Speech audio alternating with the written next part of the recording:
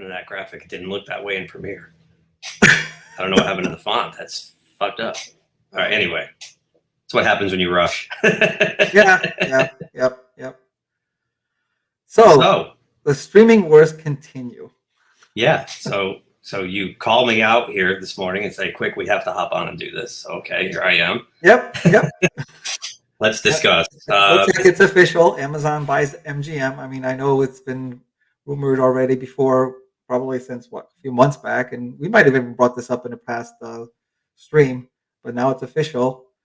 They made the deal, buying MGM for $8.45 billion, which is kind of it's $8.45 billion, but it's kind of a song if you think about it. I mean, when we get to further into the article, we'll see. But then again, when you think about it, what has MGM really done in the last decade? Besides the Creed movies and the James Bond movies, they really haven't been turning out anything that's, I look at it. It's like you're paying $9 billion for a Bond, basically. That's the way I look at it. $9 billion for James Bond, definitely. Yeah, 60 years of Bond, and the probably near unlimited things that you can with that intellectual property. How many series can they like spawn off of this? It's unlimited because they don't have to keep it to just 007. Now they can have this, MI6 full of agents that go off in different directions and have many series. One immediately jumps to mind. I'm just saying. That's what I think. Well, Yeah.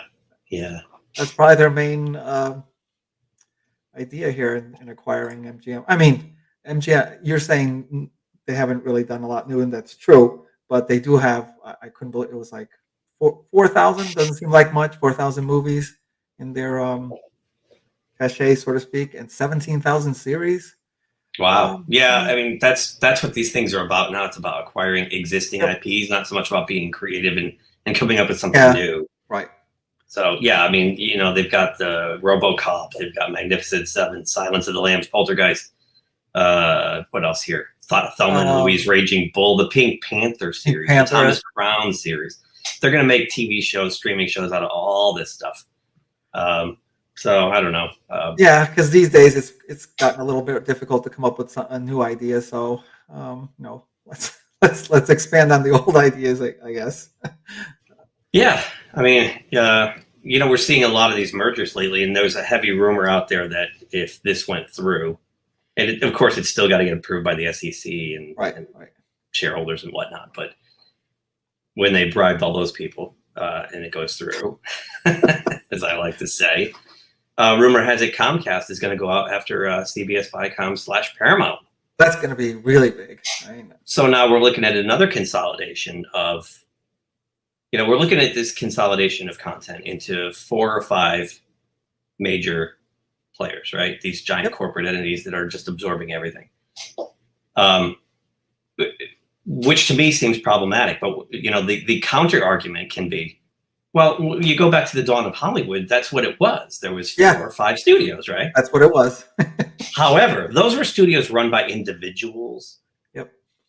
And those individuals let their filmmakers, for the most part, I mean, I know Orson Welles took a lot of shit at RKO and stuff, but they kind of got out of the way and let their creative people be creative. These are corporate machines who just want IP to exploit, right? It's a totally different animal. They're buying existing properties to exploit, to make a quick buck. So, the people who wear suits and ties have never been accused of being overly creative. Right. So the creativity takes a back seat to, unfortunately, what we've seen, more political ideology. Well, that's where I was going to go next too, because now it also consolidates ideas, right? It consolidates creativity. Yeah. It consolidates diversification of thought. And it's funny how they're pushing all this diversity, but they're eliminating diversity of thought. Yep. Because they're going to be mandated to do what they're mandated to do by X corporation. So now you're going to have 4 or 5 giant properties that put out the same kind of vanilla stuff, right? Yeah, that's true. I mean, I feel like it's Netflix was the first one, and they've gotten such a head start, and I think all these companies are still trying to catch up to them because they got such a big start in the original content, and so it's easier for Amazon to just plunk some money down for a bunch of intellectual properties than to come up with their own you know new ideas, I guess. Yeah, I mean, look what they're doing to Lord of the Rings. Yeah. It's all hearsay and rumor right now, but they had to bring in an intimacy therapist or something like that now to get people comfortable with being nude on camera. There's no nudity in Lord of the Rings. There should be. It's because Jeff Bezos wants Game of Thrones. He wants a knockoff of Game of Thrones, but Game of Thrones is a knockoff of Lord of the Rings. Like, you have the OG. What are you doing? I know. What are you doing? So, yeah, again, I mean, we'll see. But yeah, we saw how they said, we want Lord of the Rings to be more global. Well, those 3 movies by Peter Jackson pretty much prove that they're global already. So why can't you just you have the formula? Why do you have to branch off into this other stuff by copying? They want to copy edgier HBO content, right? So that's not. Yeah. So if you scroll down in this article, there's an Yep, interesting. let's get to the article. Yep. Yeah. Oh yeah, we could actually go. I could go back to the particulars, but here's the where we see the previous deals. Yeah, which is crazy. So looking at this, so this acquisition right here, they expect it to be finalized by Q4 of this year. Yep. $8.5 billion for MGM. You go back 3 years ago, AT&T paid $85 billion for Time Warner. Yeah. Yep. And then basically sold it for half to Discovery. I had to reload. I had to squint again just to see. Is it really? Wow, it was $85 billion. I can't believe it. Yeah, well, and then Disney's Fox, the Disney right there, Fox, yep. Right $71 billion. It goes on and on. CBS, Viacom, 12. So MGM at 8 is really, for a song and a dance, it really is not. When you're talking about this level of money, not a lot. And again, it's because what have they done in the last decade? Yep. The Creed series and James Bond. And Bond, yeah. So it goes back to what you're saying. They just want to get the IPs and then try to pump out as much as possible based on those IPs, no matter where they go. They're going to go into a bunch of different directions that everybody, including us, have liked so much about these Bonds specifically. They're going to go into all these new different directions that we might not like, and they're hoping that. Well, just saying it how it is. They're hoping that they can bring a brand new audience that will like that, but I don't know. If you're sacrificing creativity for some, political opinions, then we've seen that those often fail, or fail most of the time, I would say, or all the time. And what does this mean for Barbara Broccoli and Michael Wilson? I mean, Eon Productions, they've been stewarding the Bond franchise since Dr. No, right? Yeah. Do they get booted now? Oh boy. They might.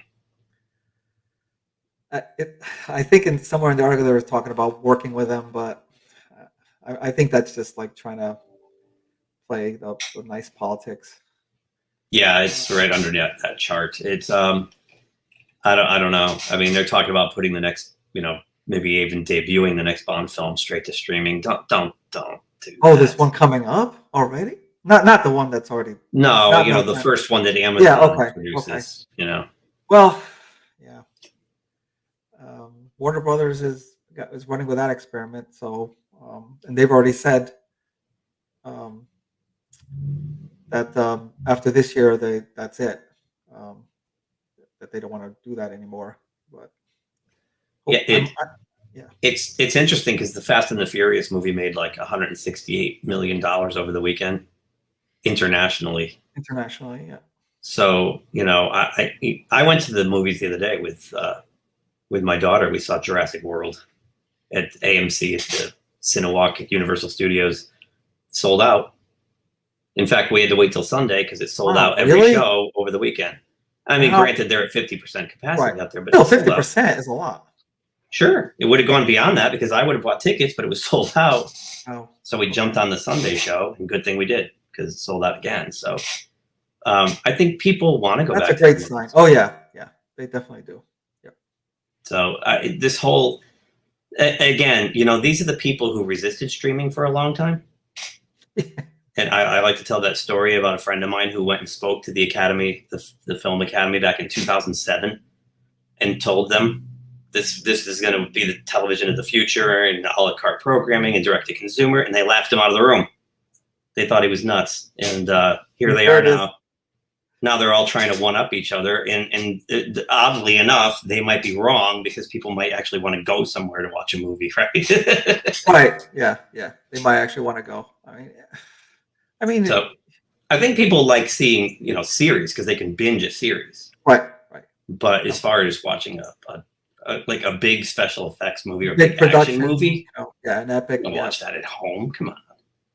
No, you really want to go to it. It's like you're going out for an event, and there would be that type of movie is an event, so you want to watch it in a big screen. Just share it with other people that you're with, and obviously you'll be able to watch that over and over again afterwards. But you really do want to see it in the big screen first time, right? And you pretty much see signs of that. I mean, you're getting sold. Theaters are getting sold out again.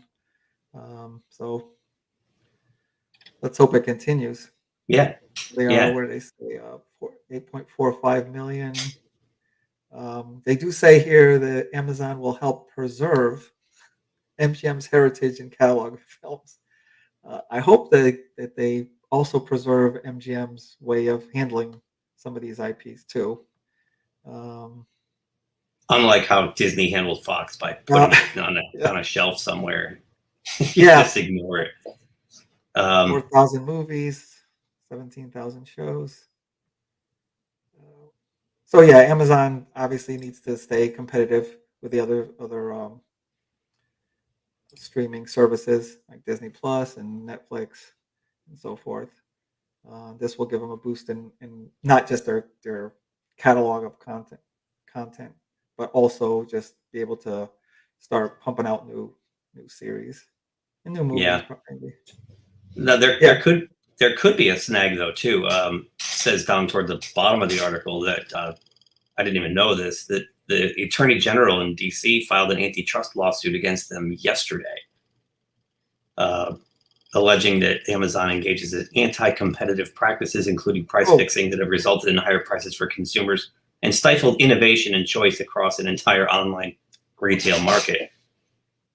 Looks like their finances are okay. I mean, it says they have $73.3 billion in cash equivalents and marketable securities on its balance sheet, as well as $31.9 billion in long-term debt. That's not anything that's going to stop this. I mean, it's only a $9 billion merger, or acquisition. So, but the antitrust thing is interesting because stifling innovation and choice across an entire online retail market. I mean, they're not the only one to blame here, but all these services are kind of doing this now to us, right? Yeah, they are. Yep. Yeah, I just don't know. I don't know how many of these streaming services are going to survive. I mean, but if you pay for them all, you got a cable bill again, and that's what everybody went to streaming to avoid, was the cable bill. Yeah, that's what you're trying to avoid. But now if you add all that up, you're gonna pretty much probably go over what your cable bill was. Yeah. Keep trying to do that. Yeah, here's what you were saying. I don't know why my screen is blinking. That the Bond series is run by here it is, Barbara Barkley and Michael Keaton. Yeah. Which they do have, what is it? Almost complete control over this. Yeah, Eon Productions has been in charge of the Bond franchise from the beginning. So, aside from the trouble they had with Kevin McClory over the rights to Thunderball, they've pretty much been in charge. So, we'll see. So we'll see what that will probably be a big story as soon as this goes through. It's like what happens to those two. Yeah. Yep. But we'll definitely have to talk more about this on our regular Tuesday night show. Yep. Get opinions of our other Geek Timers. Breaking freaking news. So I guess we can pretty much wrap this little news brief up. Any final thoughts? Yep. I'm kind of afraid of Bond now. Well, we already saw kind of the signs of this latest Bond trailer that wasn't probably going the way we liked, but now this might kind of minimize where the Bond was going if they try to like kind of water it down with all these new series that have nothing to do with classic Bond. So I'm worried about that franchise in specifically, but this is the reality of it. It's a streaming wars basically. Yeah. Well, I think James Bond was taking on water, and the MGM was in trouble anyway. They were taking a lot of debt, which this does cover. It covers the debt. Yep. Right. So, this is also Amazon might be going the wrong way with Lord of the Rings, but they did give us Invincible and The Boys. So you never know. They could dial up the violence on the James Bond. That's a good point. That's a good point. Amazon hasn't gone the non-creative way in everything. So we'll have to give them the benefit of the doubt for now. Yeah. See what the next movie looks like after this. According to Culture Casino, it's going to be bad. Okay. Well, I'll be there for your first reaction to its trailer. Or yours. Or mine, yeah. Well, before we go, let's thank everyone in the chat. Thank you, Six, Zax, Phil, Stacy, Wasey's in there. Oh, okay. Thank you for everyone who watched and who will watch this quick little replay. Leave your comments. We'd love to know what you think of this acquisition. Where do you think this is going? Yep. Amazon buys it. Boy, I typoed the title. It said "Amazing" buys Amazon. The opening graphic. I don't know what happened to the fonts. I'm on a roll today. Oh, that could be a play on words. I mean, Amazon could be referred to as amazing. I'm not going to hold my breath. We'll see. We'll see. Just more consolidation of our entertainment. Yep. So let me just do the quick little housekeeping since we're here, right? You can find us on the socials at GeekTime.net, and please subscribe to the channel if you haven't done so already. Smash that like button, and I guess we will see you all soon. If I could find the damn closing. Here it is. You want to take us out? Oh, with the video? Oh, I see. See you next Tuesday. See you next Tuesday. See you next Tuesday. Koalas in the rain, koalas in the rain, no fucks given, koala, koala, koalas in the rain, koalas in the rain, no fucks given, koala, koala, koalas in the rain, koalas in the rain, no fucks given, koala, koala. If you like this video, please subscribe to the channel. If you subscribe, make sure you click the little bell icon to be notified anytime someone from our show drops new content here. Thanks for watching, and we'll talk to you soon. Say, kids, what time is that?